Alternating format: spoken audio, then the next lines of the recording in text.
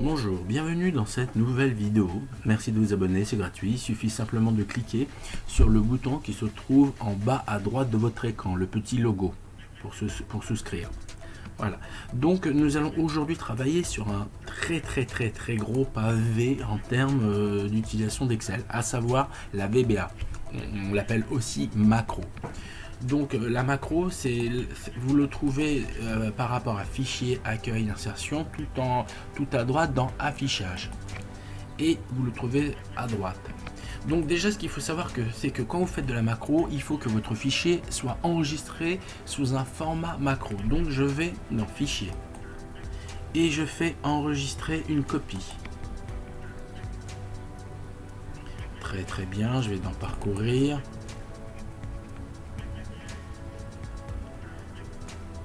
Et je le mets dans mon bureau. Très bien.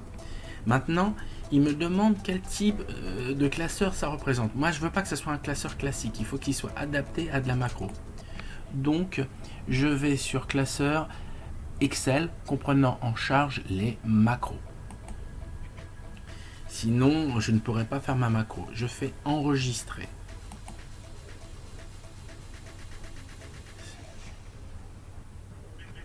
Oui, ok. Donc actuellement, voilà. Normalement, ce nouveau fichier Excel est adapté à la préparation de la macro. Donc voilà, j'ai mon tableau, il est brut de décoffrage. En général, quand vous travaillez dans des grosses sociétés, il y a ce qu'on appelle des extractions, c'est-à-dire vous devez sortir des données journalières ou mensuelles. C'est des milliers et des milliers de lignes et colonnes et c'est toujours la même présentation, mais c'est à vous de faire la présentation. Vous perdez un sacré temps à le faire. Donc nous, on va trouver un moyen pour accélérer le mouvement chaque fois que vous aurez à sortir cette extraction. Donc voilà, donc ici j'ai mes données, mes datas. Et je vais maintenant sur macro à l'endroit à droite que j'ai indiqué et on va sur la pointe tournée vers le bas. Et je fais enregistrer une macro. Donc je vais l'appeler par exemple présente. Voilà. Et je lui donne même une attribution pour une sorte de raccourci. C'est-à-dire que si je tape CTRL, c'est-à-dire contrôle, CTRL c'est la touche qui se trouve en bas à gauche de votre clavier. Si je lui donne une lettre, par exemple la lettre Q au hasard, chaque fois que je ferai CTRL Q, il fera la modification en VBA, c'est-à-dire en macro. Voilà, donc voilà, enregistre la macro dans ce classeur, description, donc c'est pour faire de la présentation, c'est pour moi-même ça. Comme ça, je me souviendrai à quoi correspond cette macro si j'en fais une bonne dizaine de macros. Donc j'ai appelé présente et c'est pour faire de la présentation. Donc ce classeur, voilà. Ok. J'attends. Et maintenant, qu'est-ce que je fais? Je commence à faire ma modification. Donc je surligne toutes les données de mon tableau, par exemple, et là je fais ce que je veux, mais je décide de faire des bordures. Ensuite, je décide de leur laisser suffisamment d'espace pour chaque cellule pour que tout apparaisse clairement.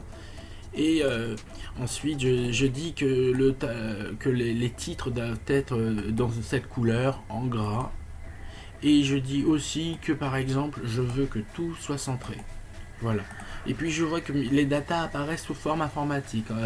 C'est pas en format humain. Donc il faut que je les transforme en format humain. Pour cela, je clique en haut sur le D. Je vais ensuite dans le format de la cellule. Là, je vous explique à peu près tout ce que je pourrais faire en termes de modification. Maintenant, c'est bon. Il est en format de date. Ici, j'agrandis ceci. Et voilà. Maintenant, mon tableau est présentable. Je vais sur macro. Et je fais arrêter l'enregistrement. Tout à l'heure, on a enclenché l'enregistrement. Maintenant, je l'arrête.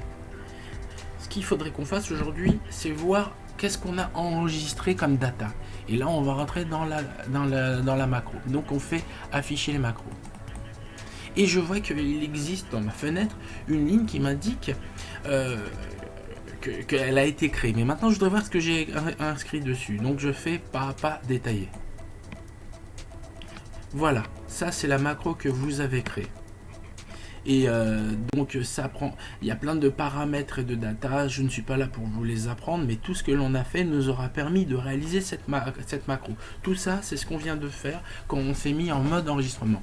On retrouve le titre, le descriptif, et on indique même qu'il y a une touche de raccourci qui s'appelle CTRL Q. Très bien. Pour sortir, ne vous inquiétez pas, vous avez juste à fermer ce tableau, enfin cette fenêtre, et vous faites fermer. Il va vous demander si ça va arrêter le bugger. Vous dites bien sûr, ok, pas de problème, c'est bon. Maintenant, qu'est-ce qu'on va faire? On va repartir sur quelque chose où on va tout enlever. Donc on va enlever le gras, on va enlever les bordures, voilà, aucune bordure. Je vais enlever même les couleurs pour faire quelque chose de très très neutre. Et je vais tout pointer vers la gauche. Donc voilà, c'est comme si je retrouvais pour la nouvelle extraction de data ou de données un tableau équivalent. Et maintenant, qu'est-ce que je fais? Je fais CTRL Q, c'est-à-dire CTRL Q, et je fais la manip. Voilà, le système a fait tout seul la manipulation de façon automatique. Attention, ceci est enregistré pour ce classeur. Donc ce que je vous conseille de faire, c'est que dès que vous faites une extraction, vous allez dans ce classeur, dans ce fichier que vous avez enregistré, vous effacez les anciennes données, vous mettez ces nouvelles données et vous enclenchez le CTRL Q.